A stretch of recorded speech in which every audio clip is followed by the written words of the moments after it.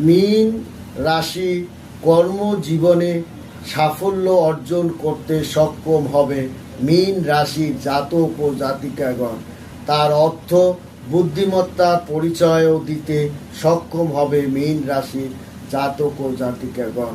তার মেধা, বুদ্ধি ও কৌশলের কারণে একটি আর্থিক বড় ধরনের সমস্যার হাত থেকে আপনি পরিত্রাণ পাওয়ার সম্ভাবনাও রয়ে গেছে।